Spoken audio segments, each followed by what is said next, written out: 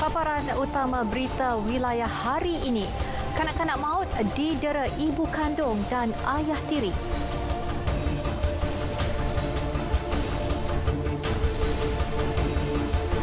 Wisma Darul Aman tutup mulai esok hingga 4 Februari.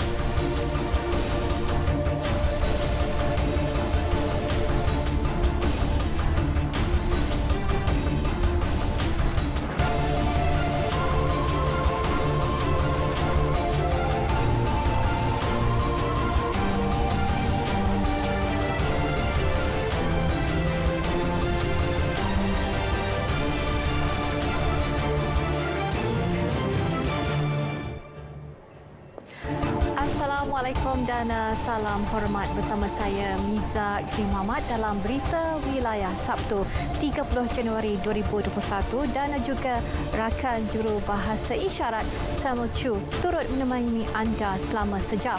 Jadi pastikan anda terus setia bersama kami untuk perkembangan berita dari seluruh negara.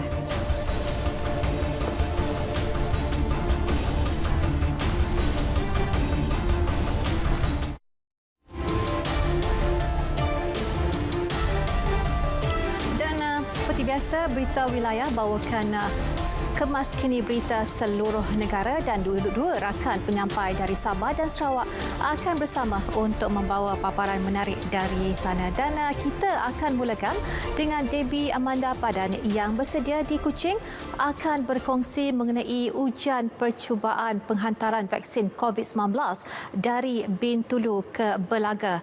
Dan sementara itu bersedia di Kota Kinabalu pula, Muhammad Dia Sahlan akan membawakan paparan mengenai usaha Suruhanjaya Komunikasi dan Multimedia SKMM giat menaik taraf menara komunikasi. Jadi sudah tentu pelbagai perkembangan menarik akan menyusul semuanya seketika nanti.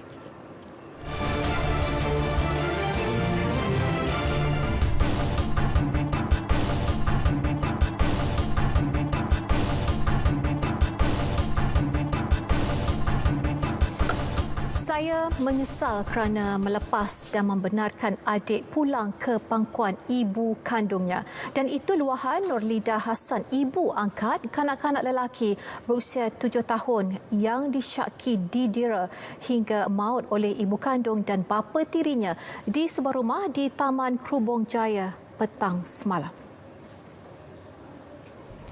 Dia berasa terkilan selepas menerima berita kematian menyayat hati anak angkatnya yang digelar adik selepas 3 bulan menyerahkan kembali kanak-kanak itu kepada ibu kandungnya. Sepatutnya saya mempertahankan, maksudnya saya tak perlu serahkan. Tapi kerana saya faham, ibu dia lalu mengatakan dia derita, dia selalu rindu anak dia kan. Akak faham keadaan situasi tu. Walaupun masa dia bagi akak jaga tu selama 6 tahun, hanya boleh bilangan jari je dia pergi tengok. Dua kali saya boleh ingat. 2 kali dia pergi, yang lain kita orang bawa. Tak banyak, tak sampai pun 10 kali. Semua tu saya je, kami yang buat untuk dapatkan hubungan dengan dia. Dia tak pernah ambil kisah anak dia. Kalau dia nak bagi duit belanja apa ke, langsung dia tak ambil tahu. Dia tak tanya khabar pun.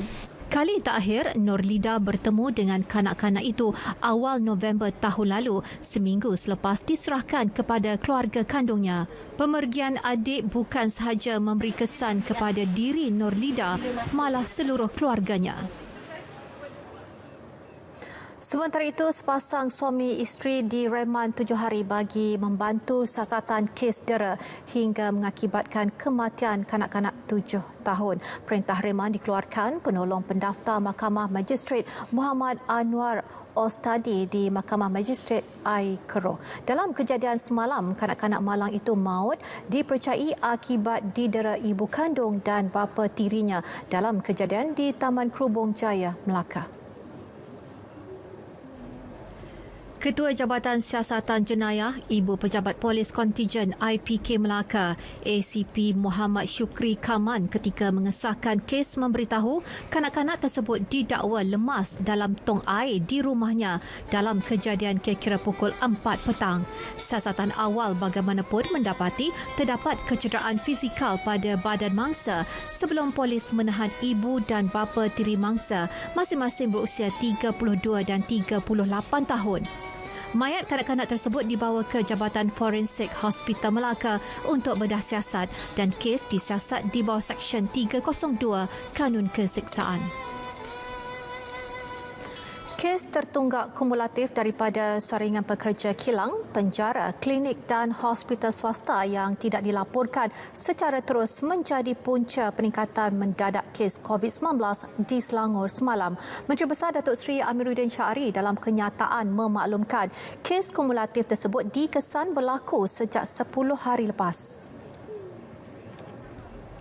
Bagi mengatasi masalah itu, Jabatan Kesihatan Negeri Selangor JKNS bakal mengenakan kompaun kepada klinik atau hospital swasta yang tidak melaporkan kes positif secara terus pada hari yang sama melalui Sistem Informasi Makmal Kesihatan Awam SIMKA.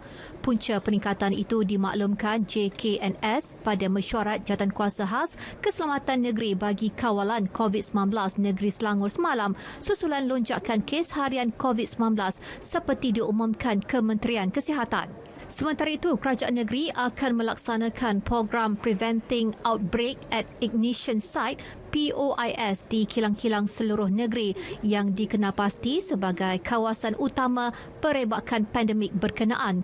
Kerajaan negeri juga akan mencadangkan kepada Kerajaan Persekutuan agar mengambil tindakan tegas dengan menutup kilang yang menyembunyikan kes positif dalam kalangan pekerja serta tidak memberikan kerjasama untuk aktiviti pengesanan kontak rapat.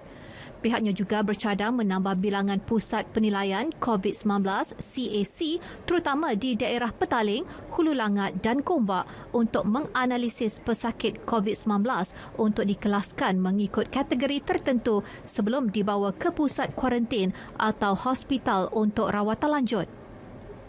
Pusat Kuarantin dan Rawatan Berisiko Rendah PKRC Taman Expo Pertanian Malaysia MAIPS di Serdang juga telah ditambah fasiliti dan mampu menampung tambahan 6,000 pesakit dengan fasiliti khas seperti kemah unit rawatan rapi ICU serta peralatan perubatan turut disediakan. Semalam negara merekodkan kes positif harian COVID-19 tertinggi iaitu sebanyak 5,725 dengan Selangor mencatatkan kes terbanyak iaitu 3,126 kes, diikuti wilayah Persekutuan Kuala Lumpur 687 kes dan Johor 684 kes.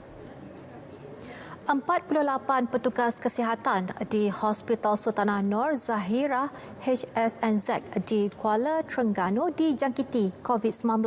Kenyataan Pengarah Kesihatan Terengganu Dr. Nur Azimi Yunus memaklumkan kesemua petugas berkenaan telah diasingkan dan telah diberikan rawatan.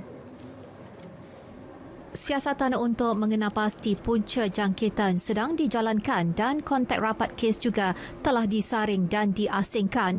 Pengurusan rawatan pesakit di HSNZ masih diteruskan dan berada dalam keadaan terkawal. Perkhidmatan unit rawatan rapi ICU, Dewan Bedah dan Kecemasan juga masih berjalan. Namun bagi mengurangkan gangguan pada perkhidmatan sedia ada, rawatan kes-kes ringan di Jabatan Kecemasan dan Trauma telah ditutup sementara bermula semalam. Justeru itu, Dr. Nur Azimi berkata orang awam juga diminta untuk tidak menularkan sebarang berita tidak sahih supaya tidak mencetuskan kebimbangan dan kekeliruan dalam kalangan masyarakat. Operasi semua jabatan dalam Kompleks Pentadbiran Kerajaan Negeri Kedah di Wisma Darul Aman Alusta ditutup mulai esok sehingga 4 Februari ini. Langkah pencegahan awal itu dibuat berdasarkan peningkatan penularan kes positif COVID-19 di daerah Kota Star ketika ini. Timbalan Setiausaha Pengurusan Kerajaan Negeri Kedah, Datuk Said Syaharuddin Said Abdullah dalam satu kenyataan berkata semua pegawai dan kaki tangan di Wisma Darul Darul Aman akan bertugas secara dari rumah atau work from home WFH sepanjang tempoh berkenaan. Jelasnya, Ketua Jabatan perlu memastikan disiplin pembudayaan norma baharu dan pematuhan SOP Majlis Keselamatan Negara MKN di tempat kerja dalam usaha memutuskan rantaian penularan pandemik itu. Tegas beliau, penjawat awam negeri Kedah boleh dikenakan tindakan tata tertib di bawah peraturan-peraturan pegawai awam, kurungan kelakuan dan tata tertib 1993 jika didapati ingkar perintah kawalan pergerakan. Dan setakat ini 5 pegawai dan 2 kaki tangan di Wisma Darul Aman disahkan positif COVID-19. Kajian vaksin COVID-19 yang pertama di Malaysia telah bermula hari ini di Hospital Sultan Abdul Halim Sungai Petani Kedah. Dan Kementerian Kesihatan dalam satu kenyataan menerusi laman Facebooknya berkata seramai 62 individu sihat telah dipilih sebagai sukarelawan. Sukarelawan terbabit adalah kumpulan pertama menerima suntikan vaksin bagi kajian klinikal fasa 3 vaksin COVID-19 di pusat kajian di hospital tersebut. Seramai 3,000 sukarelawan diperlukan untuk menyertai kajian itu. Suntikan bermula hari ini dan beberapa hari seterusnya mengikut jadual. Program saringan COVID-19 bagi pekerja asing akan diperluas ke seluruh negara bermula 2 Februari ini, dan sebelum ini program ini dijalankan secara bersasar berdasarkan lokaliti zon merah yang mempunyai kepadatan pekerja asing yang tinggi bermula 1 Disember 2020. Menteri Sumber Manusia Datuk Seri M. Saravanan dalam satu kenyataan berkata perluasan skop itu mendapat susulan pelaksanaan semula PKP pada 13 Januari lalu serta pengumuman bantuan pelindungan ekonomi dan rakyat Malaysia permai pada 18 Januari oleh Perdana Menteri. Pertubuhan Keselamatan Sosial Perkeso dengan kerjasama klinik swasta yang menjalankan ujian saringan akan menggunakan kaedah RTK antigen yang diluluskan Kementerian Kesihatan. Kos bagi kit ujian dibiayai oleh Perkeso, manakala majikan hanya perlu membiayai kos perkhidmatan yang dikenakan oleh klinik atau hospital. Perkeso menyediakan peruntukan tambahan RM54 juta bagi perluasan skop saringan tersebut. Sementara itu, bagi pekerja asing yang bukan pencarum Perkeso, kos saringan perlu ditanggung sepenuhnya oleh pihak majikan. Beliau berkata keperluan menjalani saringan COVID-19 diwajibkan oleh kerajaan melalui Akta Pencegahan dan Pengawalan Penyakit Berjangkit 1988 kurungan Akta 342. Pematuhan kepada keperluan ini akan dipantau oleh Kementerian Sumber Manusia. Penasihat khas Perdana Menteri mengenai kesihatan awam Tan Sri Dr. Jamilah Mahmud berpandangan membina lebih banyak hospital tidak dapat menyelesaikan masalah COVID-19 sekiranya orang ramai tidak mengubah tingkah laku mereka. Beliau berkata dalam menangani pandemik itu, langkah awal perlu bermula dengan orang ramai mengamalkan langkah-langkah pencegahan COVID-19 dan mempengaruhi mereka di sekeliling. Beliau menyatakan demikian dalam sesi webinar bertajuk Perniagaan dalam Era COVID-19, menetapkan semula senario perniagaan dengan COVID-19. Ketua Setiausaha Kementerian Alam Sekitar dan Air, Datuk Seri Dr. Zaini Ujang bertindak sebagai moderator pada sesi yang turut menampilkan Ketua Pegawai Eksekutif Pemandu Associated Sdn Bhd, Datuk Seri Idris Jala. Tan Sri Dr. Jamilah turut menzahirkan kebimbangan negara-negara kurang maju mempunyai akses yang terhad kepada vaksin COVID-19 kerana negara-negara kaya membeli lebih daripada yang mereka perlukan. Sebanyak 75 kontak rapat wabak COVID-19 yang dikuarantin di rumah masing-masing ditemeluh menerima sumbangan makanan keperluan asas daripada kawasan rukun tetangga KRT Selangor dan Pengerusi Jawatankuasa Pelancongan, Kebudayaan dan Alam Sekitar, Perladangan dan Komoditi Negeri Datuk Seri Muhammad Syakar Samsudin berkata sumbangan dihulurkan oleh KRT Hulu Langat, Ampang, Pandan dan juga Kajang. Menurut beliau, bantuan tersebut diserahkan kepada APM untuk diagihkan kepada mereka yang dikuarantin.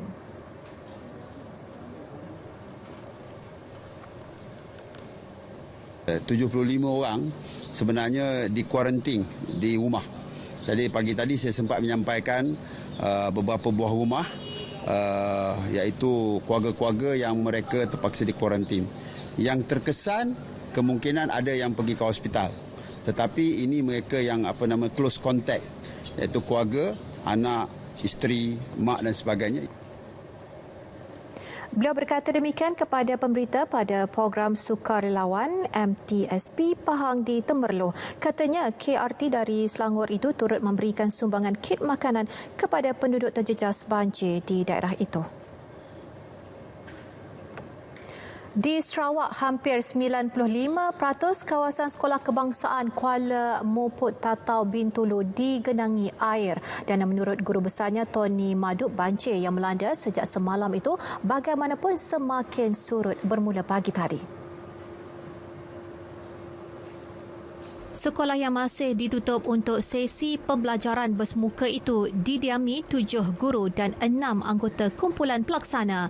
Tony yang juga pengerusi Majlis Guru Besar Daerah Tatau memaklumkan pihak pejabat pendidikan daerah Tatau Sabuah dan Bomba Tatau telah melakukan tinjauan ke sekolah tersebut pagi ini dengan menaiki bot. Jalan masuk melalui laluan darat katanya masih terputus, ekoran dinaiki air. Sekolah tersebut pernah dilanda banjir besar pada 2017. Isu haiwan ternakan yang berkeliaran hingga mengundang bahaya kepada orang awam bukan masalah yang baru. Projek Padang Ragut Rakyat seluas 100 ekar di Batu Rakit, Terengganu bakal menamatkan polemik mengenai isu tersebut. Projek bernilai RM2 juta dan dilaksanakan oleh Koperasi Asas Tani Batu Rakit itu juga secara tidak langsung dapat menampung keperluan permintaan industri makanan ternakan setempat. Fasa pertama projek melibatkan penanaman rumput berkualiti tinggi seperti rumput Napier dan rumput minyak seluas 50 ekar. Pelaksanaan fasa pertama projek mampu menampung 300 ekor lembu dan dijangka beroperasi pertengahan tahun ini. Bermula daripada isu yang sangat panaslah di kawasan Batu Rakit ini, lembu kambing berkeliaran. Daripada itulah kita panggil semua pihaklah dalam Batu Rakit, kita berbincang apa yang perlu kita kena buat menyelesaikan masalah yang berlaku ni. Antaranya cadangan supaya kita buat padang ragut ini. Kita ada offer juga kepada peserta-peserta kita, mana siapa-siapa yang dah ada lembu kat kampung dan nak bawa lembu kat sini, boleh buat kandang kat sini. Sebab kita ada kemudahan, kayu dah ada banyak, cuma tenaga je nak sekarang.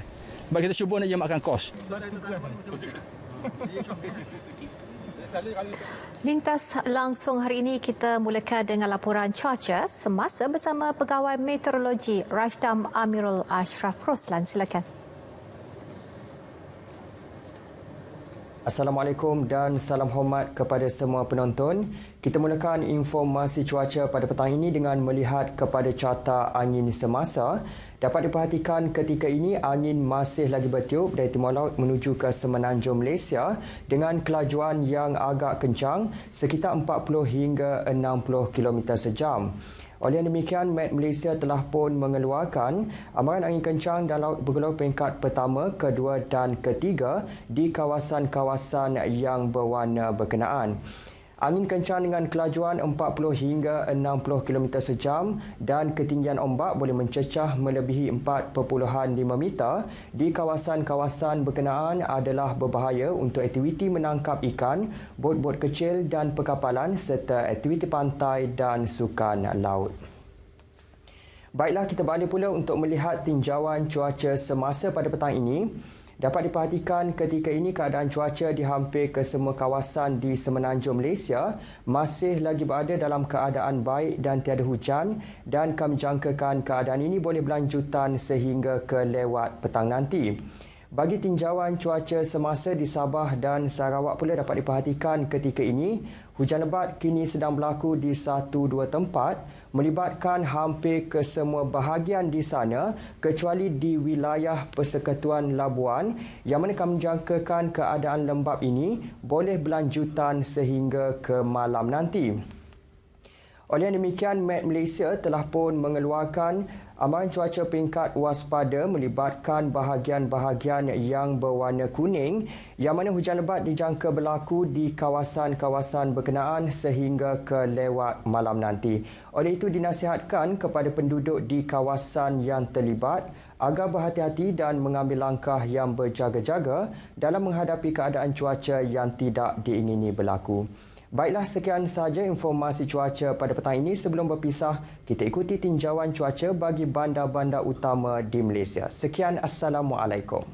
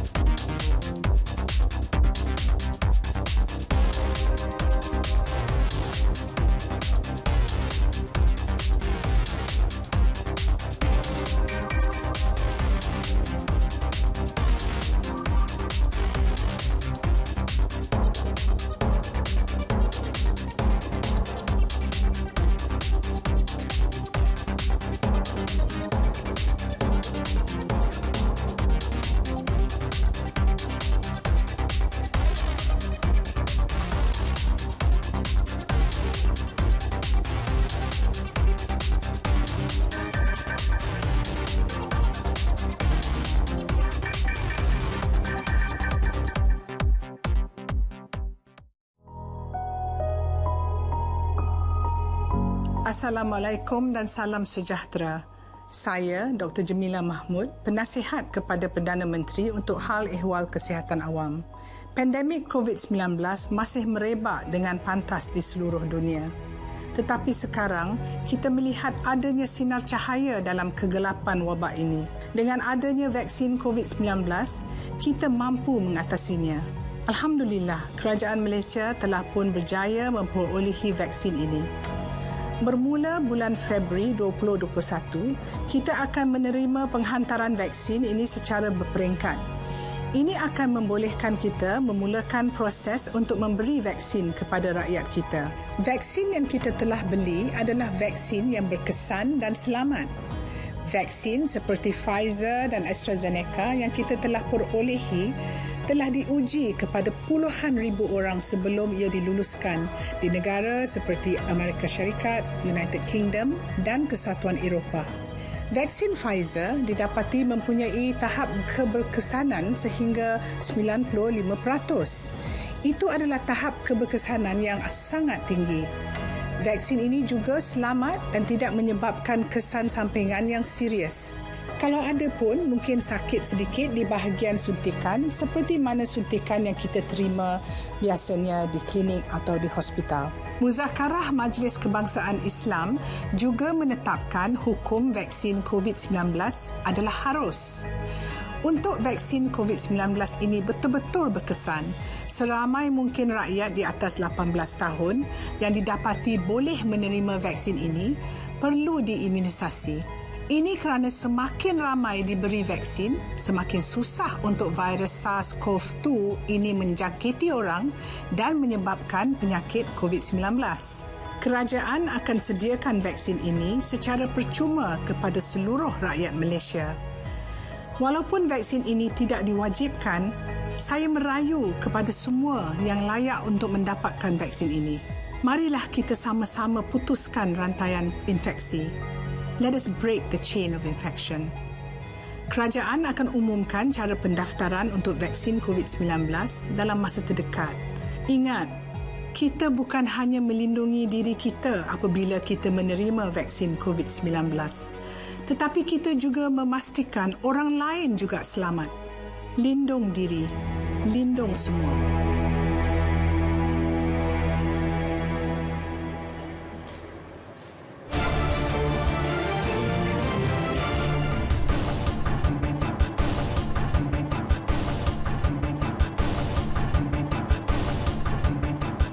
Bertemu kembali.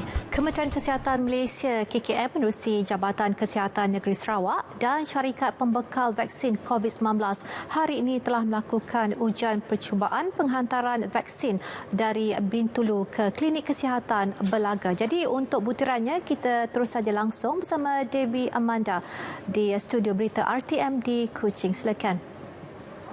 Terima kasih Miza, salam sejahtera dan salam hormat. Kementerian Kesihatan Malaysia KKM menerusi Jabatan Kesihatan Negeri Sarawak bersama syarikat pembekal vaksin COVID Pfizer melakukan ujian percubaan penghantaran vaksin COVID-19 dari Bintulu ke Klinik Kesihatan Belaga. Timbalan Menteri Kesihatan 2, Dato' Aaron Agodagang dalam sidang media selepas ujian tersebut memaklumkan usaha penghantaran vaksin ke Belaga telah dijalankan dengan baik. Vaksin telah dihantar dari syarikat pengilangan di Belgium, Jerman ke Singapura, kemudian ke Kuala Lumpur sebelum dihantar ke Kuching pada Isnin lalu melalui udara dan seterusnya menggunakan jalan darat dari Kuching ke Bintulu dan seterusnya ke Belaga semalam. Tujuan kita mengadakan rairan ini adalah bagi melihat dan memastikan pengekalan suhu ultra sejuk negatif 75% sentigrad vaksin keluaran Pfizer terjamin sepanjang tempoh penghantaran dari tempat pengilangan di Belgium ke Klinik Kesihatan di Belaga ini. Bercakap mengenai Belaga dipilih sebagai lokasi pertama bagi ujian percubaan pengendalian penghantaran vaksin COVID-19 itu, Dato' Aaron menjelaskan faktor perjalanan ke Belaga amat penting bagi mengukur kemampuan pengekalan suhu thermal shipper. Bagi aku ahli parlimennya sejarah menua Belaga. Laban menua Belaga tu dipilih, laban menua Belaga tu jauh di pendalaman. Dia dual di menua Ulu. Jadi cara tu kita mendak awak kebala rakyat nemu berapa pedih, berapa tusah. Banyak perintah kita nyedia ke ubat vaksin kena kita nyelamat nyawa semua orang bak menua kita. Sementara itu, Ahli Parlimen Hulu Rejang Datuk Wilson Ugak Kumbung menyifatkan pemilihan Belaga satu pengiktirafan penting sekaligus menguji kemampuan proses penghantaran vaksin pada masa akan datang. Datuk Wilson juga mengingatkan masyarakat walaupun proses imunisasi melalui vaksin COVID-19 akan dijalankan dalam tempoh terdekat, masyarakat harus kekal mematuhi norma baru dalam kehidupan dalam usaha mengekang penularan wabak tersebut terus meningkat. Kerajaan negeri akan membekalkan tambahan 10 unit mesin bantuan pernafasan di Hospital Sibu. Ketua Menteri Sarawak Dato' Petinggi Abang Johari Tun Openg berkata, ini bagi menambah baik kemudahan kesihatan yang sedia ada di hospital berkenaan.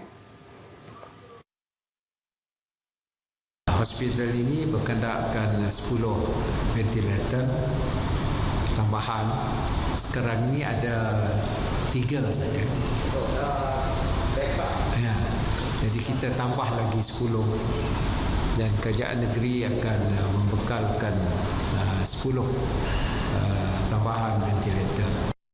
Tambahnya, pusat kuarantin PKRC juga akan ditambah dan perkara tersebut akan dikendalikan oleh Jawatan Kuasa Pengurusan Bencana Bahagian Sibu bagi mengenal pasti tempat yang sesuai.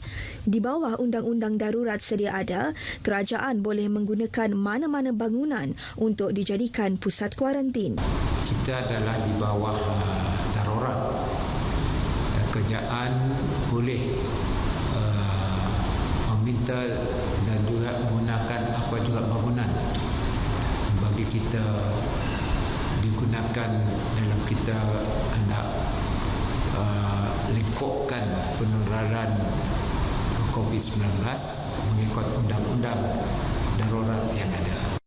Beliau menyatakan demikian dalam sidang media selepas menghadiri taklimat berkaitan situasi semasa pandemik COVID-19 di Sibu.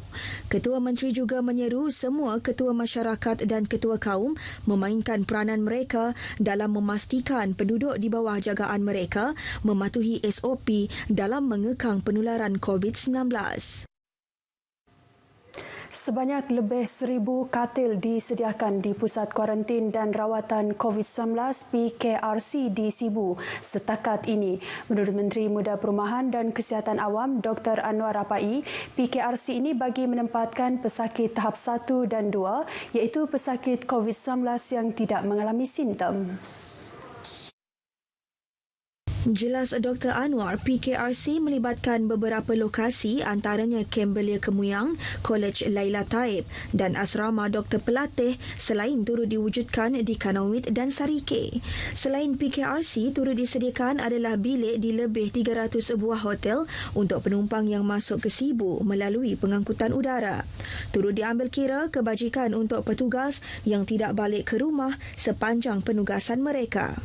Di mana staf yang tidak dapat balik ke rumah, kita akan tempatkan mereka di Hotel RH dan juga staf yang membantu kita daripada luar Sibu. Mereka tidak mempunyai tempat kediaman yang khas di Sibu, maka mereka akan letakkan di Hotel RH.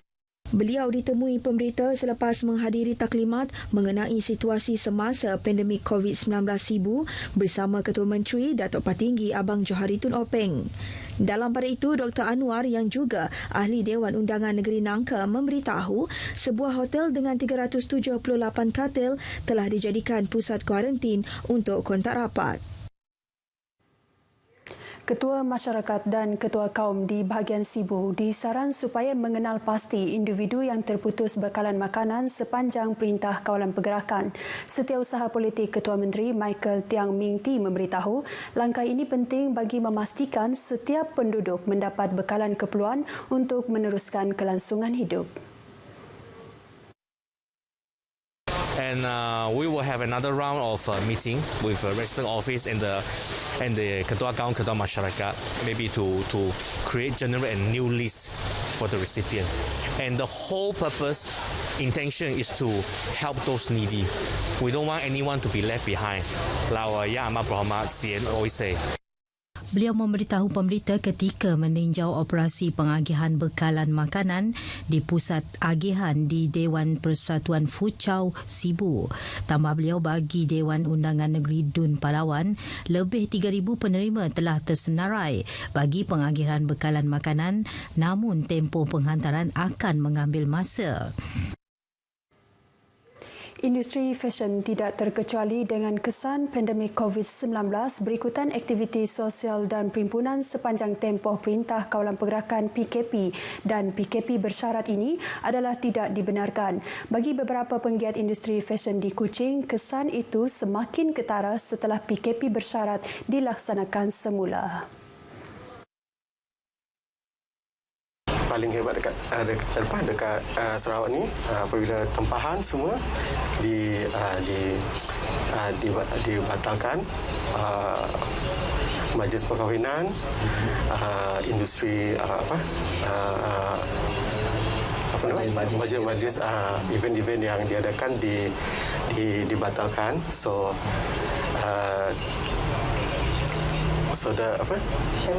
permintaan kuranglah. Jelasnya meskipun Kuching pernah menjadi zon hijau sebelum ini, namun permintaan agak rendah kerana hanya majlis terhad dibenarkan. Bagi seorang lagi penggiat industri fashion Sarawak, Dr. Anasu, industri ini turut terkesan kerana ia berkait rapat dengan industri majlis dan pelancongan. Jadi dua-dua industri ini adalah merupakan industri yang sangat terkesan. Jadi kami pun sangat terkesanlah. Jadi untuk we cannot complain sebab memang ini adalah perkara yang kita tidak dapat nak control. So what we have to do is to macam yang seperti yang dikatakan tadi, we have to adapt. Mereka ditemui RTM ketika ditemu ramah untuk slot Cerita Pagi Sarawak menerusi Selamat Pagi Malaysia di Kuching pagi tadi. Bergiat lebih 10 tahun dalam dunia fashion, penggiat industri kini fokus kepada jualan untuk majlis dalam talian sehingga keadaan pandemik pulih. Sementara itu, dalam perkembangan sama, langkah larangan bagi penganjuran perhimpunan berskala besar dilihat tindakan tepat yang diambil kerajaan negeri. Ini dapat dilihat dengan reaksi daripada beberapa orang awam yang ditemui di sekitar Bandaraya Kuching yang rata-rata mengatakan ia adalah satu-satunya langkah memutuskan rantaian COVID-19. We are quite scared of COVID-19, so we should not get that together. Yeah. Betul lah, ia adalah satu langkah kita berjaga-jaga lah kerana keadaan COVID-19 semakin merumitkan lah. Sebab biarlah kami itu berjalan di waterfront tu seorang-seorang diri aja, si ada teman-teman lah. Saya rasa itu adalah yang langkah yang terbaik disyorkan oleh kerajaan memandangkan kes COVID sekarang meningkat. Semalam, kerajaan negeri membuat keputusan untuk melarang sebarang perhimpunan atau aktiviti sosial berskala besar kerana berisiko meningkatkan penularan kes jangkitan COVID-19. Lebih seminggu proses pengajaran dan pembelajaran di rumah PDPR berlangsung sejak sesi persekolahan 2021 dibuka pada 20 Januari lepas. Kebanyakan ibu bapa akur dengan keputusan kerajaan yang membenarkan persekolahan bersemuka hanya bagi pelajar yang mengambil peperiksaan utama. Rata-rata memberitahu mereka berdepan banyak cabaran dalam proses PDPR, terutama sekali bagi ibu bapa yang bekerja. Sebab saya kerja, saya memang bukan tidak pantau lah. Tidak tengok anak, tapi balik kerja memang saya akan tanyalah, cikgu bagi apa? Okey, saya tengok mereka buat kerja agak okey sikit lah. Tapi mereka belum ada online, mereka ada kelas sebab mungkin buku teks belum bagi. Ini pun baru mau ambil buku teks. Kalau masa sekarang memang okey lah. Boleh kita ibu bapa boleh bantu dia orang. Tengok dari segi pengembangan oleh orang belajar lah. Dia tidak main-main kalau boleh di sekolah lah. Tapi apa kamu boleh buat sekarang pandemik COVID sekarang ni. Kadang-kadang bisa, kadang-kadang ada ke. Nanti cikgu pakai cikgu sisi mereka ke jarum ya. Bisa ke tidak ya belajar. Pelajar yang ditemui pula berharap pandemik COVID-19 segera berakhir agar mereka dapat kembali bersekolah seperti sebelum ini. Saya lebih suka belajar di kelas lah sebab dekat rumah saya tak faham lah. Internet dekat rumah tu dia kadang-kadang okey, kadang-kadang tidak lah. Kalau okey tu saya adalah belajar buat kerja rumah. Belajar dari rumah ada masalah tak sekarang ni? Tidak ada, tapi ya saya kurang faham lah sebab saya lebih suka belajar bersemuka. Ya saya harap COVID cepat hilang dan saya boleh belajar di sekolah sebab tahun depan saya SPM. Peperiksaan CJ Pelajaran Malaysia SPM tahun 2020 dijadualkan bermula 22 Februari depan, manakala CJ Tinggi Persekolahan Malaysia STPM 2020 pada 8 Mac ini. Sekian dahulu perkembangan berita wilayah dari Sarawak. Kita kembali ke Angkasa Puri bersama Miza. Silakan Miza. Baik, terima kasih Debbie. Susulan kegigihan pelajar ke hutan mencari liputan internet, Suruhanjaya Komunikasi dan Multimedia SKMM kini giat berusaha menaik taraf menara komunikasi. Jadi untuk perinciannya, kita ke negeri di bawah Bayu bersama Muhammad Dia Sahlan di sana. Silakan. Baik, terima kasih Mizah di Angkasa Puri. Assalamualaikum dan salam sejahtera. Program Mafi Prihatin Kementerian Pertanian dan Industri Makanan yang dilancarkan pada 21 Januari lalu di Wisma Tani Putrajaya diperluas ke negeri ini. Beluran menjadi lokasi pertama penyerahan bantuan khusus bagi petani, penternak dan nelayan terjejas banjir di daerah berkenaan. Menterinya Datuk Seri Dr. Ronald Kiandi berkata program ini merupakan tanggungjawab sosial korporat kementerian mengumpul sumbangan keperluan asas makanan melalui jabatan dan agensi di bawah MAFI. Bagi beluran kira-kira RM23,000 nilai bantuan disalurkan kepada 106 ahli pertubuhan peladang kawasan PPK, beluran dari Pinangkau, Sungai-Sungai dan unit Kelagan Jaya. Jadi minggu lalu saya di Pejabat MAFI melancarkan MAFI Prihatin. Jadi usaha ini akan diteruskan dan tentu sekali ramai rakyat Malaysia akan menikmati usaha dan manfaat yang dibuat oleh MAFI, oleh program Mafi Prihatin ni. Beliau ditemui media selepas penyerahan bantuan program Mafi Prihatin di Beluran. Dato' Ronald yang juga ahli Parlimen Beluran turut menyampaikan kenderaan pacuan 4 roda pakej rangsangan ekonomi Prihatin Rakyat di bawah program peningkatan mobilisasi dan logistik bahan makanan bernilai RM100,000 kepada PPK Beluran. Susulan perkongsian di media sosial yang mengenai kegigihan sekumpulan pelajar di Kampung Nupakan Tambunan yang sanggup belajar di bawah kemah di dalam hutan semata-mata untuk mendapatkan akses internet. Perkara tersebut mendapat perhatian segera pihak Suruhanjaya Komunikasi dan Multimedia SKMM dan langkah sewajarnya akan dilaksana bagi membantu mereka. Ketua Cawangan SKMM Keningau Irwan Ahmad Sabtu berkata prihatin dengan masalah dihadapi pelajar terlibat, usaha menaik taraf kapasiti menara sedia ada di kampung tersebut akan dijalankan segera. Untuk jangka masa pendek ni, untuk menara yang terdekat ni, bagi kawasan yang diadukan ini, kita akan buat optimization lah. Di samping itu, kita juga akan masukkan dalam perancangan akan datang untuk program jendela yang akan datang. Dalam masa akan datang untuk kawasan Tambunan ini juga, kita ada buat perancangan sebanyak 11 menara yang akan dibina di bawah program jendela. Irwan ditemui RTM ketika lawatan ke Kampung Nupakan dan beberapa kampung lain yang tidak mempunyai liputan jalur lebar di daerah Tambunan. Katanya 11 menara di bawah program jendela akan dibina di daerah tersebut meliputi beberapa kampung, antaranya Kampung Pupuluton, Tunggaring, Tinompok Liwan, Mahwa, Pagalan Kusop dan Kampung Kumawanan. Sementara itu, maklum balas pantas daripada pihak SKMM berkenaan permasalahan dihadapi pelajar di kawasan Tambunan mendapat reaksi positif.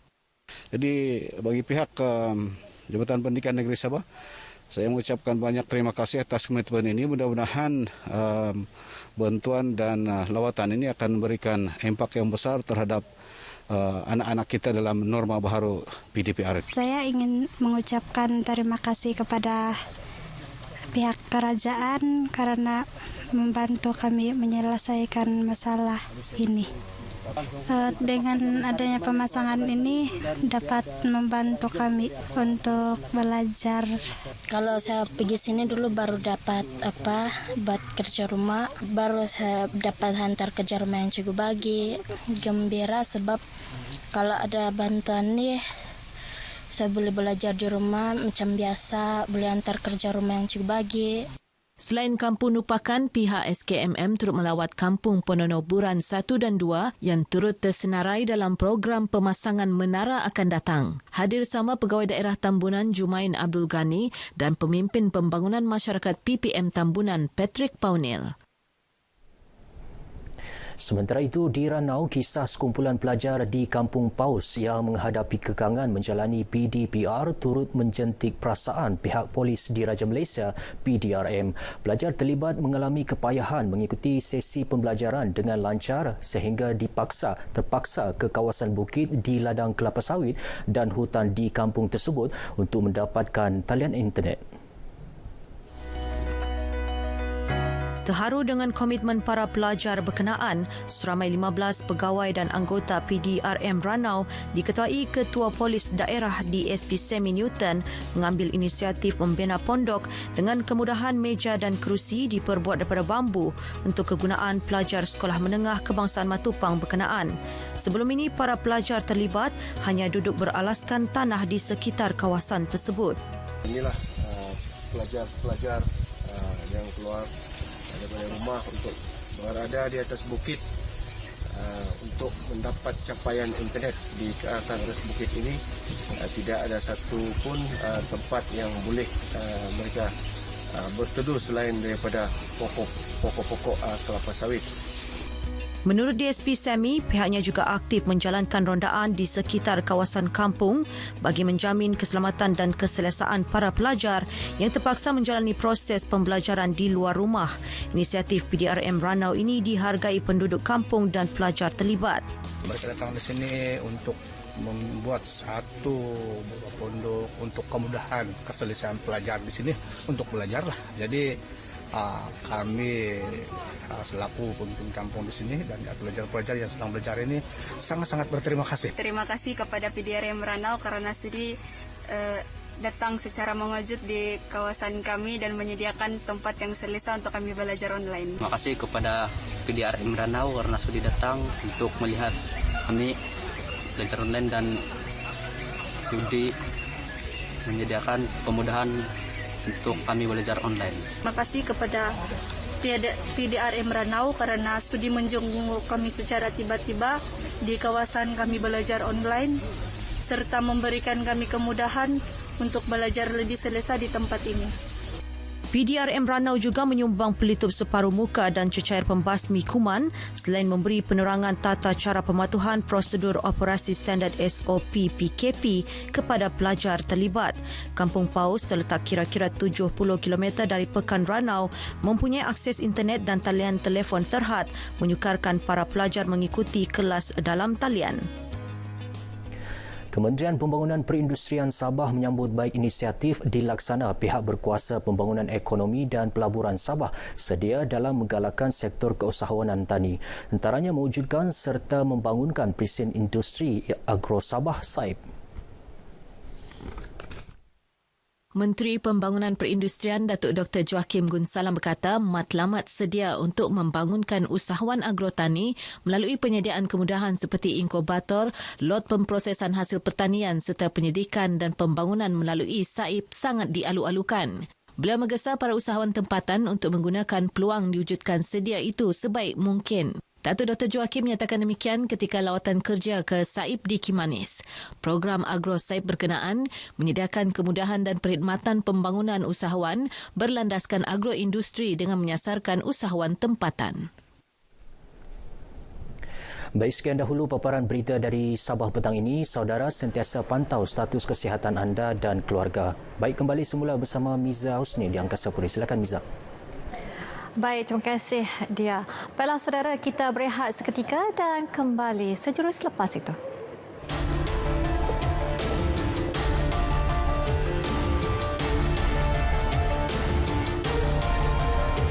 Pencegahan penyebaran virus COVID-19. Pertama, kerapkan mencuci tangan anda. Kedua, elakkan menyentuh mata, mulut dan hidung anda. Ketiga, tutup mulut menggunakan tisu atau pelipat tangan. Keempat, hindari kawasan tumpuan ramai. Kelima, tinggal di rumah sekiranya tidak sihat. Keenam, sekiranya anda demam, batuk dan kesukaran bernafas, dapatkan nasihat awal perubatan melalui telefon sebelum mendapatkan rawatan susulan. Ketujuh, sentiasa peka kepada maklumat terkini daripada WHO.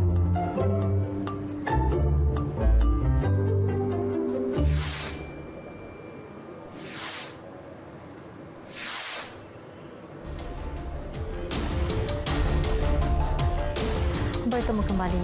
Kementerian Perusahaan Peladangan dan Komoditi KPPK menyambut baik keputusan kerajaan membenarkan sektor perhutanan dan perkayuan serta rantaian melibatkan pembalakan beroperasi seperti biasa berkuat kuasa hari ini. Dan menurut Menteri Perusahaan Peladangan dan Komoditi Datuk Dr. Muhammad Karudin Razali, kebenaran tersebut dapat memastikan bekalan bahan mentah mencukupi bagi sektor perkayuan. Jelasnya dalam satu kenyataan, inisiatif tersebut bukan sahaja memberi kelegaan kepada industri perkayuan, malah memberi manfaat buat rakyat yang terkesan akibat banjir bagi memperoleh bekalan perabot yang telah musnah. Bagaimanapun, beliau mengingatkan semua pihak terbabit mematuhi prosedur operasi standard SOP dengan ketat seperti ditetapkan kerajaan. KPPK turut berharap agar sektor perkayuan dapat terus menyumbang kepada ekonomi negara walaupun berdepan situasi sukar ketika ini. Kementerian Wilayah Persekutuan akan memperkasakan program 5MY bagi membasmi kemiskinan bandar dan menambah baik jaringan keselamatan sosial penduduk sempena sambutan Hari Wilayah 1 Februari ini. Menteri Wilayah Persekutuan Tan Sri Anwar Musa berkata program dilaksanakan dengan matlamat membantu dan membolehkan belia serta golongan muda membeli rumah. Beliau berkata antara program tumpuan ialah pelancaran program 5MY, projek rumah mampu milik residensi prihatin dan projek pembangunan semula bandar yang dijangka memberi manfaat untuk jangka panjang.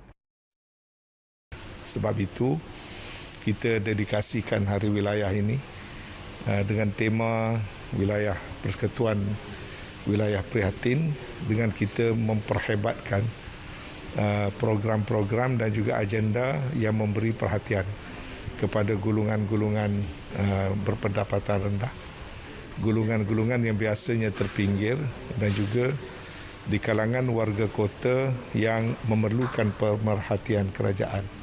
Beliau yang ditemui selepas program Selamat Pagi Malaysia di Angkasa Puri itu turut menyatakan komitmen kementeriannya terhadap isu masalah miskin bandar dan berharap segala agenda yang dirancang mampu membantu kesusahan rakyat. Bersempena sambutan Hari Wilayah Persekutuan 2021 pada 1 Februari itu juga, beberapa program masih diteruskan dengan pematuhan rapi prosedur operasi standard SOP.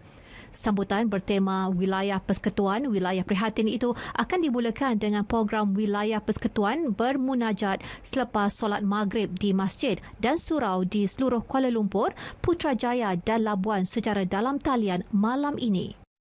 Saya mengucapkan selamat menyambut Hari Wilayah. Tapi yang pentingnya sambutan Hari Wilayah dengan satu kesedaran bahawasanya bukan saja kita menjaga kita, tapi kita harus menjaga wilayah persekutuan kita.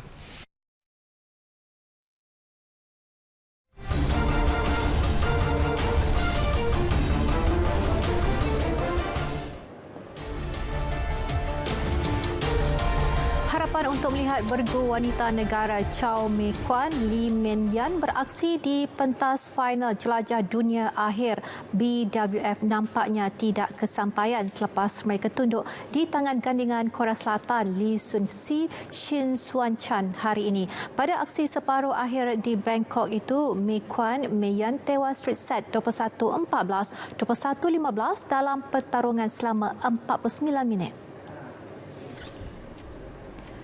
Pasangan negara yang berada di ranking ke-14 dunia itu dilihat gagal mengulangi prestasi cemerlang di peringkat kumpulan semalam apabila kerap melakukan kesilapan mudah sehingga membuka peluang kepada lawan mereka memenangi permainan. Ini merupakan kekalahan kelima pasangan negara itu kepada bergu nombor 4 dunia tersebut dalam rekod 6 pertemuan. Sebelum ini, Mei Kwan Mei Yan turut tewas di tangan pilihan ketiga kejohanan itu pada aksi peringkat kumpulan. Namun mereka berjaya mara ke separuh akhir selepas mencatat kemenangan ke atas rakan senegara Vivian Hope Yap Cheng Weng pada aksi pertama sebelum mengejutkan juara Yonex terbuka Thailand, Grisia Poli Apriani Rahayu dari Indonesia pada aksi terakhir semalam. Cabaran negara di separuh akhir kini digalas bergu campuran Goh Sun Huat, Siwon Lai Jamie yang akan berdepan lawan dari Korea Selatan Seo Shuja Chahi Yu Jung lewat petang ini. Pengurus Seri Pahang FC telah salih menyifatkan tindakan Liga Bola Sepak Malaysia MFL membatalkan kempen Piala FA musim ini adalah sesuatu yang wajar dilakukan, dan ini kerana menurut Dolah dengan tempoh yang semakin singkat kerana pelaksanaan PKP di seluruh negara, maka kalender Liga Malaysia akan menjadi lebih padat sekiranya saingan trofi tersebut tetap dijalankan. Jelas Dolah, keselamatan pemain dan pegawai skuad Tok Gajah menjadi faktor paling penting yang perlu diberi perhatian ketika menjalani latihan sepanjang krisis pandemik COVID-19. Tambahnya, tiada guna jika jadual Liga Malaysia masih dilangsungkan namun ia bakal mewujudkan satu kluster yang membabitkan pemain serta pegawai yang terlibat dalam saingan bola sepak negara. Selain itu, daripada aspek positif, pengendali Tok Gajah berkenaan mengakui tempoh masa yang ada ketika ini bakal memberi peluang semua pasukan untuk melakukan persiapan terbaik sebelum mengharungi kempen 2021. MFL sebelum ini mengumumkan penangguhan tarikh sepak mula Liga M yang sepatutnya bermula hujung Februari ini hingga 5 Mac depan susulan keputusan kerajaan menyambung pelaksanaan PKP sehingga 4 Februari. Badan Pengelola Liga M berkenaan turut memutuskan untuk membatalkan saingan Piala FA bagi memastikan semua pasukan tidak terbeban dengan jadual yang padat. Skuad projek khas hoki wanita negara tetap menjalani latihan seperti biasa sepanjang tempoh Perintah Kawalan Pergerakan PKP ini. Sesi latihan yang diadakan secara dalam talian itu dipantau oleh para jurulatih yang diketuai oleh Muhammad Nasihin Nobli Ibrahim. Menurut Nasihin, sesi latihan dalam talian itu perlu dipantau bagi memastikan tahap kecergasan semua pemain dapat dikekalkan dan tidak terjejas apabila berlatih di atas padang nanti. Program latihan tersebut lebih tertumpu dalam aspek larian, kemahiran mengawal bola dan juga stamina. Kesemua pemain juga menjalani latihan di rumah bagi memastikan keselamatan dan kesihatan mereka daripada pandemik COVID-19. Dalam masa yang sama, Nasihin dengan bantuan daripada Institut Sukan Negara turut memberi penekanan kepada diet pemakanan yang seimbang kepada barisan pemainnya. Ketika ini, Konfederasi Hoki Malaysia memutuskan untuk menangguhkan saingan Liga Hoki Malaysia 2021 ekoran pelaksanaan PKP oleh kerajaan.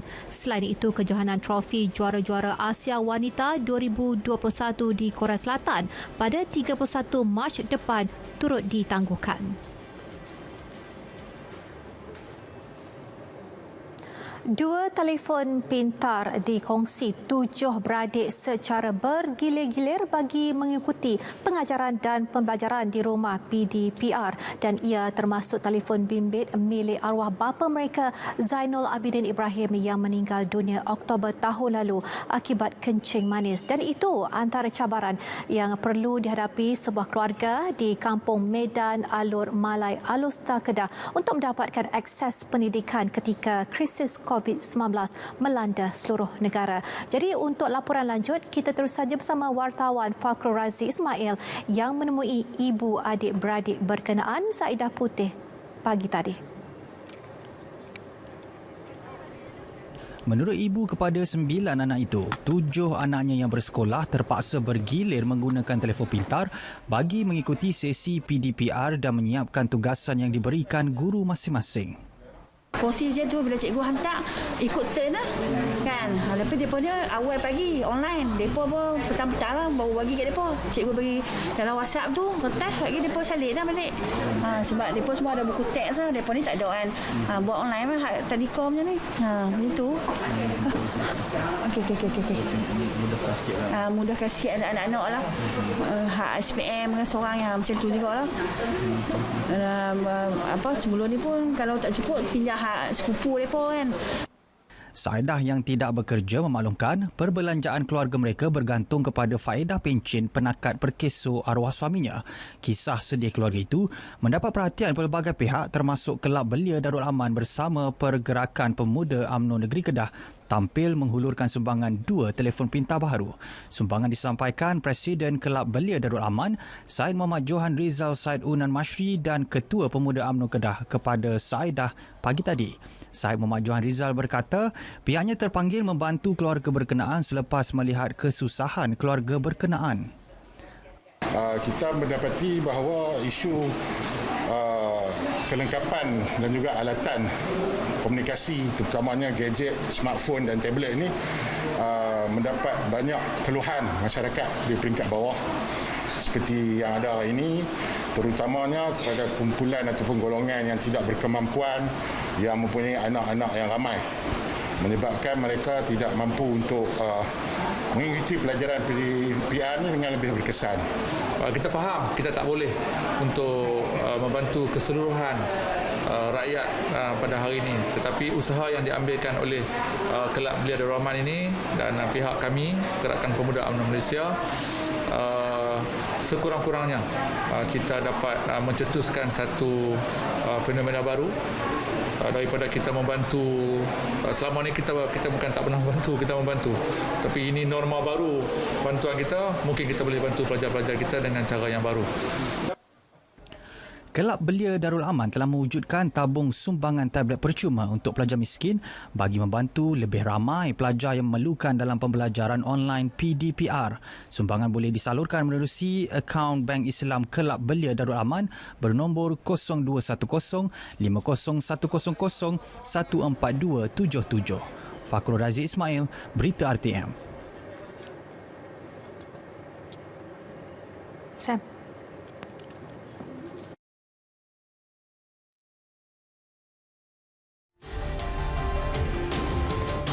Baiklah saudara, berita wilayah berakhir di sini. Ingat, keluar rumah hanya jika perlu dan amalkan kawalan kendiri dan sentiasa mengimbas kod MySejahtera di mana jua anda berada. Jadi dengan itu, selamat berhujung minggu dengan Assalamualaikum dan salam sejahtera.